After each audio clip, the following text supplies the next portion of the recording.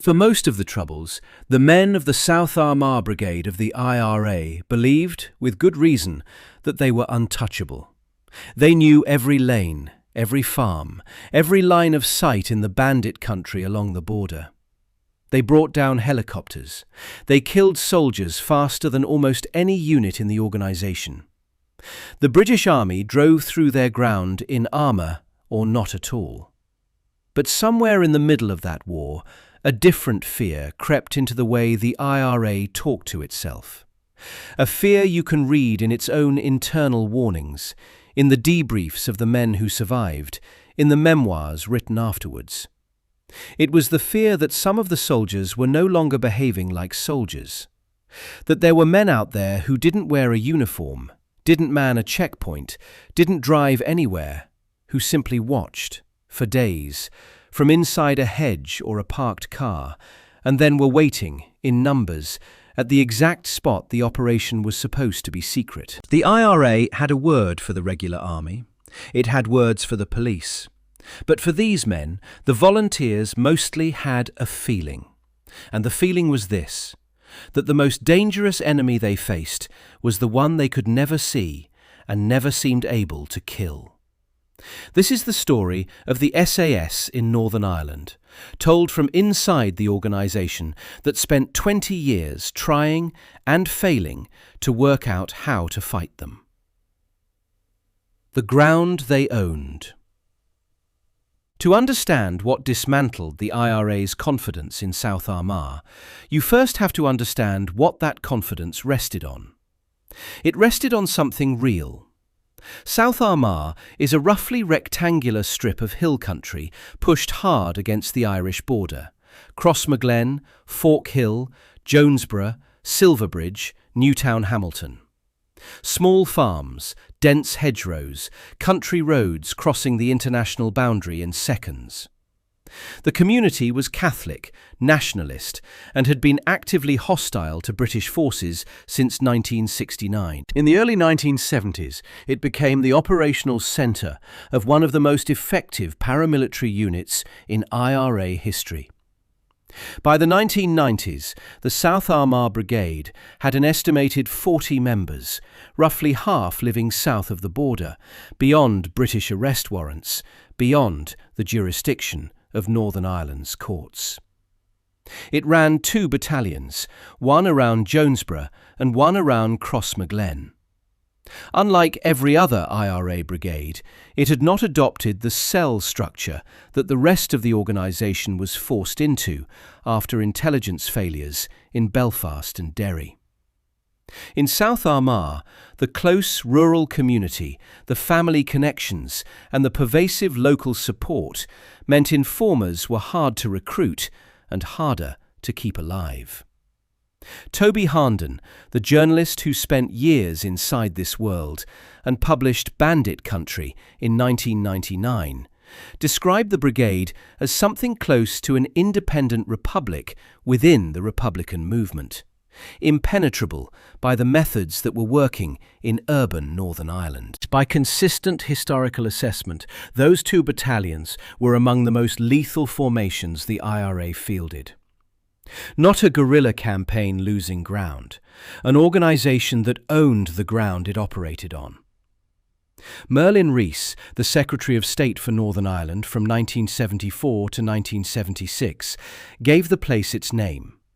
He called it Bandit Country, and the phrase stuck, partly because it was accurate, and partly because no one who had been there argued. By January 1976, the BBC was already using it as a recognised descriptor in evening news broadcasts. The British government's own minister had reached for the most honest language available. The terrain made the army's job close to impossible. As bomb attacks on military vehicles intensified through the mid-1970s, ground movement became untenable. Harnden's research captured what became the operational reality. South Armagh's lanes were ceded to the IRA. Movement became aerial. Bessbrook Mill, a converted linen mill, became the Army's main forward base in the region and one of the busiest helicopter bases in Europe. Troops arrived and left by helicopter. Supplies came in by helicopter. By 1991, the RUC acknowledged that no mobile patrols had operated in South Armagh without army support since 1975. By 1994, the only way for British forces to cross the region safely was aboard Chinook helicopters. Roughly 3,000 British troops were stationed in South Armagh by the late 1980s in support of the RUC to contain an IRA force of approximately 40 volunteers. Visitors to Crossmaglen during those years encountered hand-painted signs at the approaches to town. "Sniper at work." They weren't a threat. They were a statement of ownership, a public announcement that the IRA considered itself in control of the ground and considered the British presence trespass. No other brigade in the country produced anything like them. South Armagh's IRA didn't need to intimidate the army quietly. It could do it in plain sight. Even the helicopters the army depended on weren't safe.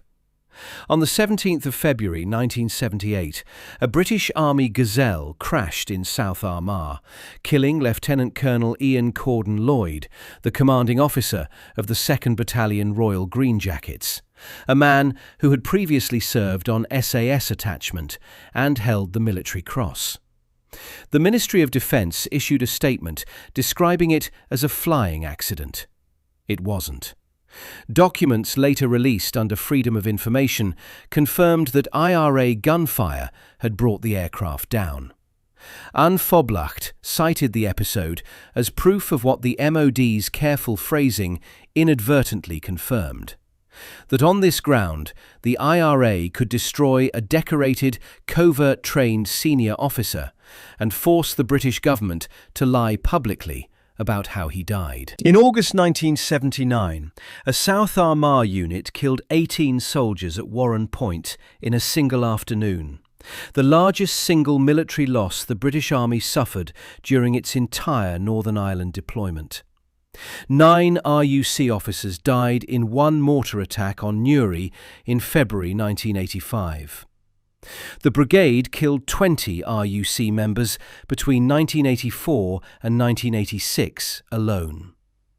On 16th of April 1987, 1 month before the most significant British intelligence coup of the Troubles, IRA volunteers fired mortars at Bessbrook Mill itself. The South Armagh Brigade brought down 5 British Army helicopters in the course of the conflict and mounted 23 attacks on British aircraft in total. The confidence of its volunteers wasn't self-delusion. It was built on decades of documented achievement, on the practical reality that the British Army couldn't walk across this ground, and on the sense, accurate up to a point, that the organisation knew its territory in ways no outside force could match. The fear that arrived in the 1980s was the specific fear of people who had won repeatedly by knowing their ground, and were beginning to wonder whether knowing the ground was enough. The first doubts. The British Army's initial attempt at covert operations in Northern Ireland was crude, and the IRA knew it was crude. The Military Reaction Force, the MRF, was operational in Belfast from 1971 onwards. It ran plainclothes surveillance in Republican areas, operated front businesses as intelligence collection platforms, and drove unmarked cars through streets the Army couldn't patrol in uniform. There was no established doctrine for any of it. Senior British officers later acknowledged they were building a capability from nothing, without a textbook to work from, and without a pool of trained operators to draw on. In October 1972, the IRA identified and destroyed one of the MRF's front businesses in West Belfast. The Four Square Laundry was precisely what its name suggested: a van-based service that went door to door in Republican streets collecting clothes. The MRF collected intelligence from the garments, residue, trace evidence, identifying material. The IRA ambushed the van and killed the operator on board. At roughly the same time, other MRF cover operations in the city were exposed. The unit was effectively finished as a coherent intelligence asset.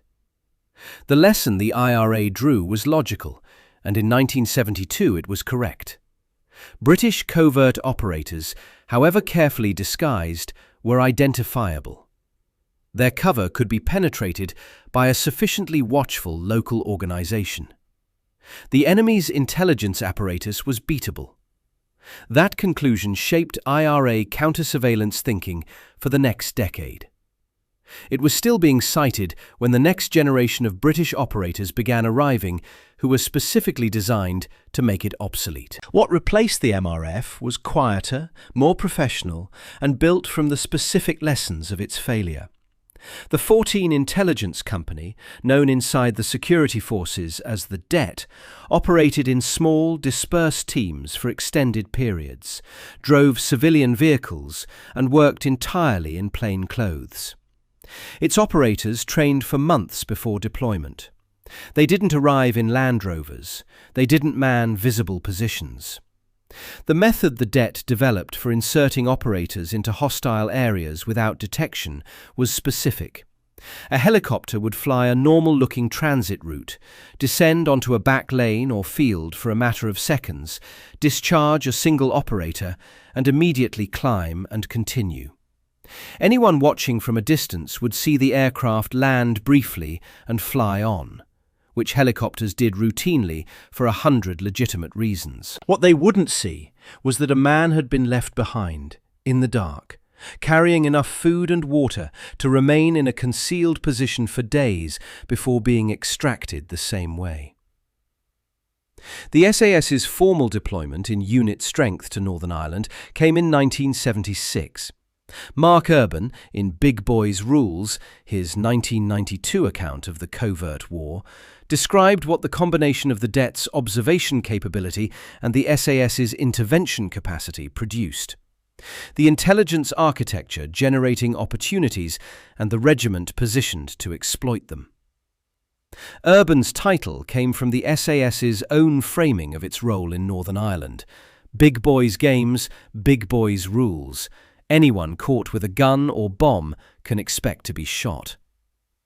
His research also documented the consistent gap between what the security forces told press and courts, chance armed encounters, self-defense, and what had actually been prepared in advance. The IRA was beginning to encounter the consequences of this architecture without always understanding its source. Operations were being compromised. Men were being killed or arrested in circumstances that didn't match any obvious breach from within the unit. The internal explanation was always the same: a tout somewhere, a human source who had given information to the British. That explanation was sometimes correct. The problem was that the IRA couldn't reliably distinguish between a unit penetrated by a human informer and a unit that had simply been watched from outside by operators it had never seen and never would. The enemy had separated observation from intervention, and the methods the IRA had developed for detecting one were useless against the other. The unseen enemy. By the mid-1980s, the IRA was an organisation that had institutionalized its own fear and documented it. Anne Foblacht had stated the movement's central anxiety plainly as early as January 1974. The greatest weapon England possessed against the Republican cause, the paper declared, was the informer. Without informers, it went on, the people of Ireland might have had full control of their country long since. That framing, the informer as the decisive British instrument, became the lens through which the IRA interpreted most of its intelligence failures. It was a lens that saw some things clearly and others not at all. The Green Book, the IRA's standard training and induction manual, had always placed security as the volunteers' primary obligation. The wording was specific where it could be specific. The most important thing is security. and that means you don't talk in public places. The recruits' prime duty was to remain unknown to the enemy forces and the public at large.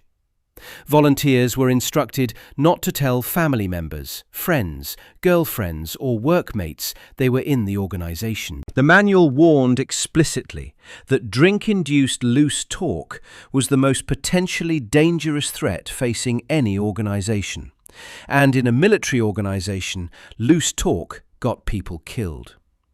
This security culture predated the SAS's formal deployment and the DET's formation.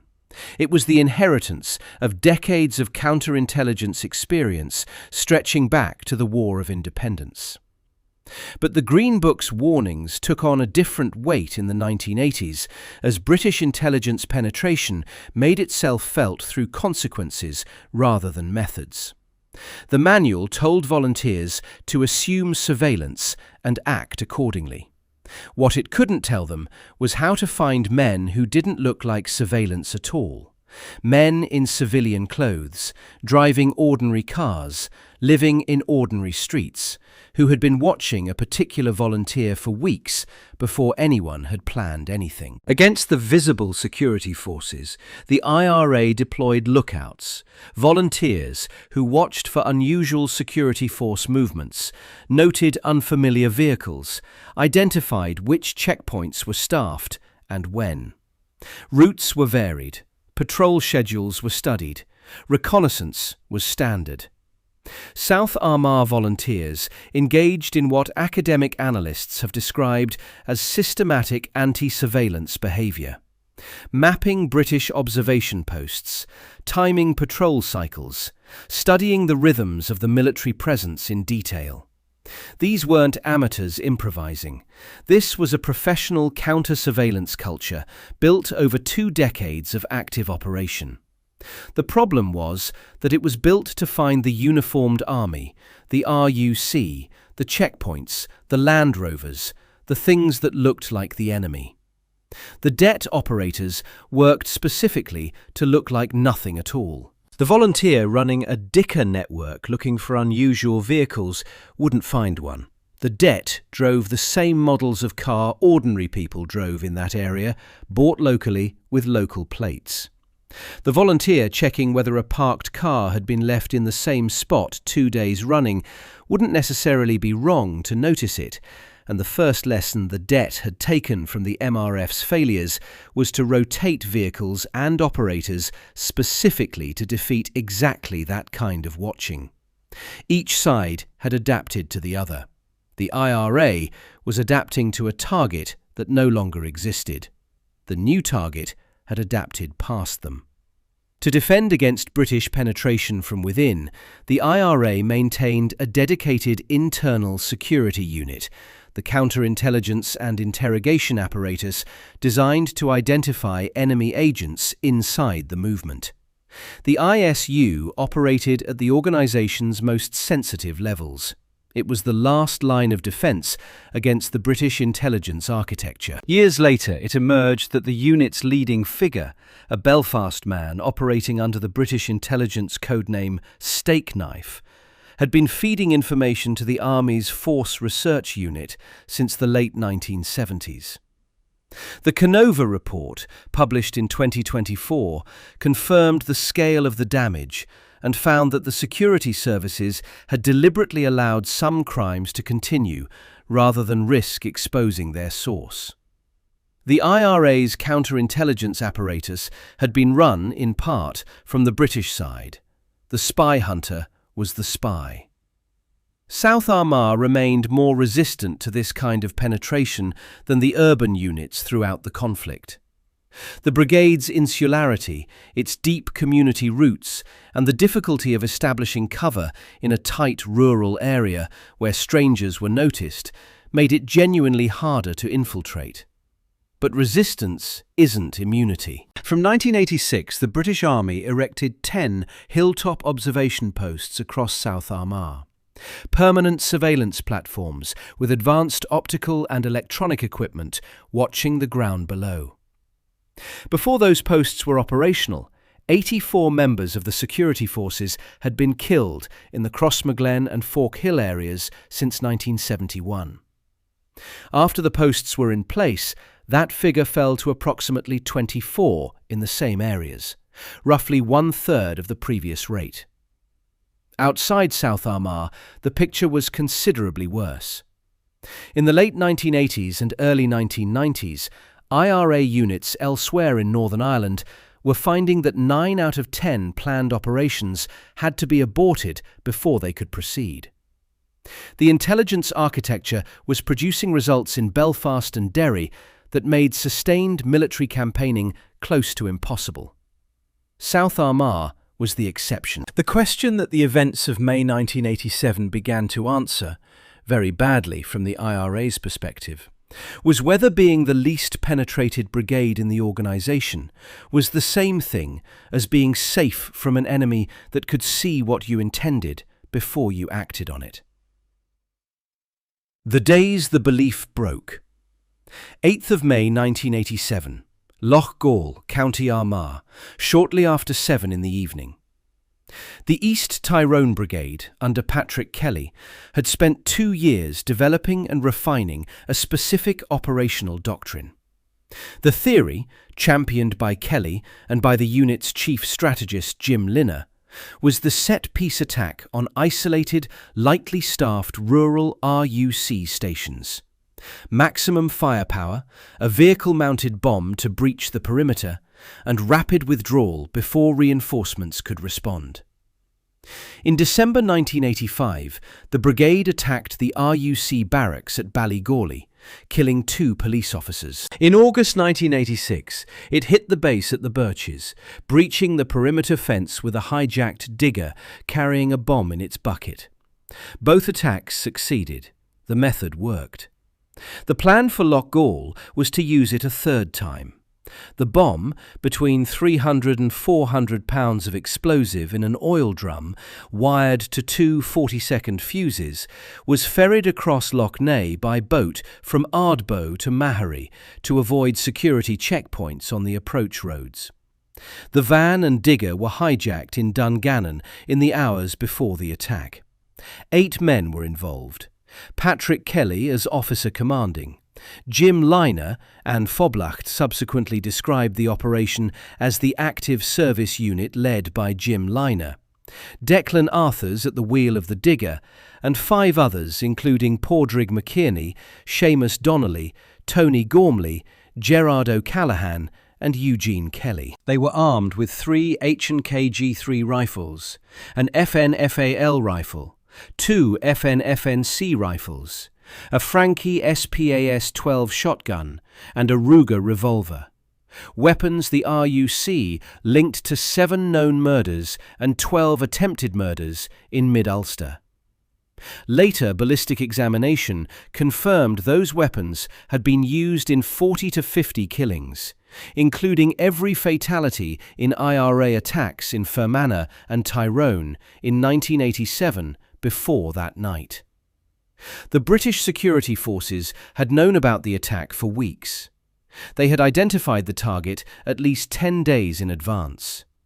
Operation Judy, more than 30 SAS soldiers in concealed positions, 6 in plain clothes inside the station, 18 in uniform hidden in wooded areas outside. Undercover 14 intelligence company operators drove the back roads around Loughgall, tracking the unit's assembly. 1 trained soldier for every IRA man in the attacking force, plus reserves, plus the intelligence architecture that had been watching the entire preparatory phase. The IRA unit made 2 slow passes of the station before the attack began. The digger first, then the van. Members of the unit noticed that the building was unusually quiet as they drove past. Something felt wrong. The unit debated whether to proceed.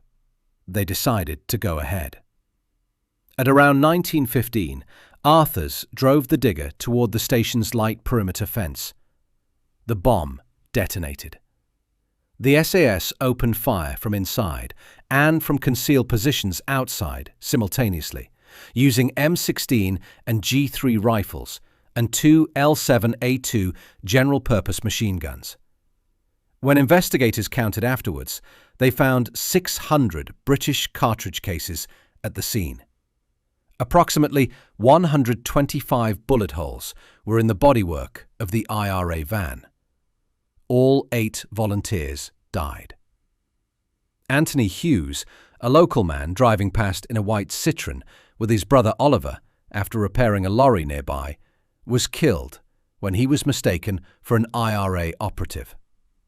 Oliver, wearing blue overalls similar to those worn by the IRA team, was shot 14 times and survived. Republican accounts describe Loughgall as the heaviest single IRA loss since the 1920s. And Phoblacht's edition for that week ran to 24 pages, dominated by the killings. The dead became the Loughgall martyrs. Their funerals drew thousands, the biggest Republican funerals since those of the 1981 hunger strikers. At the graveside, Gerry Adams spoke directly at what the British had demonstrated. The British government, he said, understood that it could buy off the government of the Republic of Ireland, the Shoneen clan, he called them, meaning the Anglophile establishment. But it does not understand the Jim Linners, the Padraig McKierneys, or the Seamus McElwains. It thinks it can defeat them. It never will. The IRA's public statement focused on the manner of death. The organisation claimed that volunteers who had escaped in the scout cars had witnessed others being shot on the ground after already being down. The language across Republican channels was consistent. Massacre, state murder, shoot to kill. Those were arguments with genuine traction. The families eventually brought a case to the European Court of Human Rights, Kelly and others versus United Kingdom, application number 30054/96, judged in May 2001. The court found a procedural violation of Article 2. The investigation and inquest had been inadequate. It didn't find a substantive violation regarding the planning or execution of the ambush itself. The court accepted that the security forces had received prior intelligence and legitimately prepared a response. Behind the public framing, the organisation launched an intensive internal hunt for the informer it believed had given the operation away. Republican accounts, cited in established histories of the period, describe a sustained effort to identify who had sold Loughgall, what the IRA called a tout hunt. The conviction was total. The precision of the ambush, the scale of preparation, every route out covered. All of it pointed, in the IRA's internal logic, to prior knowledge from inside the unit. That conviction requires careful handling. The historian Richard English, drawing on multiple sources, concluded that the intelligence about Loughgall had not come from within the East Tyrone unit itself, though one member, Tony Gormley, was separately known as a well-paid special branch informant. The source of British foreknowledge has never been definitively established. What is established is the tactical pattern the source would have confirmed. The East Tyrone Brigade had announced its operational method at Ballygawley in December 1985, repeated it at the Birches in August 1986, and returned to it at Loughgall in May 1987. An intelligence architecture monitoring that pattern didn't need the specific date or target in advance. It needed the method, and the method had been publicly demonstrated twice already. The East Tyrone Brigade lost 18 members to SAS ambushes between 1987 and 1992. It rebuilt, found new volunteers, and continued operations. The IRA's capacity to absorb losses and reconstitute was genuine. What it couldn't replace was the doctrine. The set-piece assault strategy that Kelly and Liner had developed, the approach that required advanced planning, repeatable tactics, and identifiable target types, had been demonstrated to be precisely the kind of plan that a sustained surveillance architecture could most effectively anticipate and destroy. 10 months after Loughgall, on March 6, 1988, 3 IRA members were killed in Gibraltar. Sean Savage, 23, Daniel McCann, 30, Mairead Farrell, 31. Operation Flavius. The 3 had been planning an attack on a British military band during a weekly guard-mounting ceremony at Gibraltar's land port front. A car bomb, detonated remotely, timed to a public military ceremony in a British overseas territory. British intelligence had known about the operation from late February. The SAS contingent arrived on the Rock before the 4th of March. The unit was tracked through Spain and followed on to Gibraltar on the day they were killed. The intelligence work had involved MI5 and multiple agencies providing the overall picture. The SAS carried out the interception on the ground. No bomb or weapons were found in the car Savage had parked. The Gibraltar inquest that September heard from soldiers identified only as Soldiers A through G and an intelligence officer called only Mr. O, their identities protected behind a curtain in the courtroom. Pathological evidence showed the 3 had received at least 27 shots between them in the head, back and chest. The coroner's jury returned a lawful killing verdict, 9 votes to 2. The families brought the case to the European Court of Human Rights, McCann and others versus United Kingdom, application number 18984/91, judged in September 1995.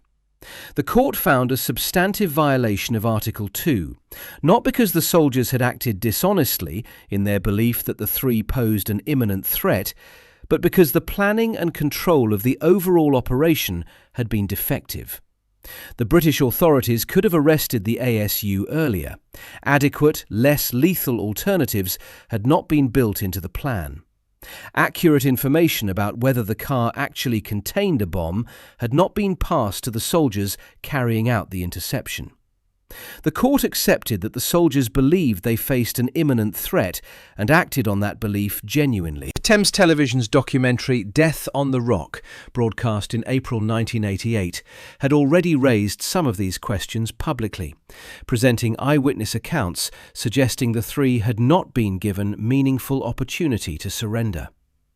The film became a major reference point in Republican and human rights critiques of British conduct in Northern Ireland. The public Republican response was consistent and immediate. Anne Foblacht described the 3 as murdered by the SAS. Sinn Féin's international briefings in published documents referred to them as IRA volunteers murdered in Gibraltar. The language of state murder and shoot to kill was deployed with the same force as it had been at Loughgall. These were serious arguments with genuine legal traction. The ECHR eventually confirmed the planning failures. But there was something the public framing couldn't easily address without conceding something the movement wasn't prepared to concede. Farrell, McCann and Savage had been under active surveillance before they reached Gibraltar. They had been tracked across Europe. A British intelligence apparatus had identified the operation, monitored its preparation in Spain, followed the unit's movement to the Rock, and been in position before they arrived. If Loughgall had proved an IRA team could be anticipated and destroyed in its own heartland, Gibraltar proved the anticipation didn't respect geography. The South Armagh calculus, local knowledge, community support, border proximity, terrain familiarity, the battalion structure that made human penetration difficult, was worth nothing on a foreign peninsula. The language of extrajudicial killing was deployed in part because the alternative framing, acknowledging that British intelligence had tracked an active service unit across a continent and been waiting when it arrived, gave the enemy a credibility the movement couldn't publicly concede. The outrage was genuine. From the pattern of how the IRA subsequently operated, the private recalibration ran considerably deeper. The grudging verdict. The debate about whether the covert intelligence war was what ended the IRA's campaign is one serious historians approach with real caution. Bew and Frampton, in their analysis of the peace process, concluded that extensive British penetration was one significant factor among several, alongside the political trajectory of Sinn Féin, the declining momentum of the armed campaign, and the escalating effectiveness of loyalist violence against Republican targets. They don't argue for a single cause. What they do conclude is that by the early 1990s, the Republican capacity for war was greatly curtailed, and that this curtailment was part of what brought the IRA to negotiations, rather than the reverse. The IRA's own published record suggests something compatible with that assessment, even when it doesn't quite say so directly. Tommy McKerney had been a volunteer in the East Tyrone Brigade, the same unit that lost 8 men in a single night at Loughgall in May 1987. He had been one of the 1980 hunger strikers and subsequently became a public commentator on Republican politics, writing and speaking on the record. In a statement published in History of War magazine, his assessment was direct. By the mid-1980s, the British government's intelligence agencies had heavily penetrated the IRA. That observation, from that source, a former volunteer in the specific brigade the British intelligence architecture had most visibly gutted, carries a weight that more distant assessments can't match. The wider pattern confirmed what McKerney described. In Belfast and Derry in the late 1980s and early 1990s, intelligence penetration had reached the point where 9 out of 10 planned IRA operations were being aborted before they could proceed. The organisation in urban areas was being outrun by an architecture it had spent 20 years trying to counter. South Armagh remained the exception. The brigade's insularity and community depth made it genuinely harder to penetrate. But by the early 1990s, even South Armagh was operating with greater care and markedly smaller margins. The movement's internal defence mechanisms were compromised in ways it hadn't fully discovered. The leading figure of the IRA's own internal security unit, the counterintelligence apparatus designed to find and neutralise British agents, had been working for the Army's Force Research Unit since the late 1970s. The Canova report, published in 2024, confirmed the damage and found that the security services had allowed some crimes to continue to preserve their source. The IRA's spy hunter was the spy. In December 2005, Dennis Donaldson, a Sinn Féin administrator who had been present at party conferences, served in political structures and been trusted within the Republican movement at senior levels since the late 1960s, sat in front of a camera at RTE Studios in Dublin and read from a prepared statement. "My name is Dennis Donaldson," he said. "I was a British agent at that time." He had been reporting to British intelligence since the 1980s. The movement's response was to contest the significance of these revelations. The argument advanced by senior Republicans, including Danny Morrison, who had coined the Armalite and ballot box formulation at the 1981 Sinn Féin Ard Hesh and served as the party's director of publicity until 1990, was that the decision to move toward peace had been strategic, a product of political calculation rather than military defeat. That debate is genuine and unresolved, but it sits alongside a body of evidence pointing in a different direction, and the tension between the two is itself revealing. Anne Foblucht had declared in 1974 that the greatest weapon Britain possessed against the Republican cause was the informer, that without informers, the struggle would long since have succeeded. By the late 1990s, that claim had acquired an irony no one in the movement could quite address publicly. The informers were there. They were at the highest levels. They were running the counterintelligence unit.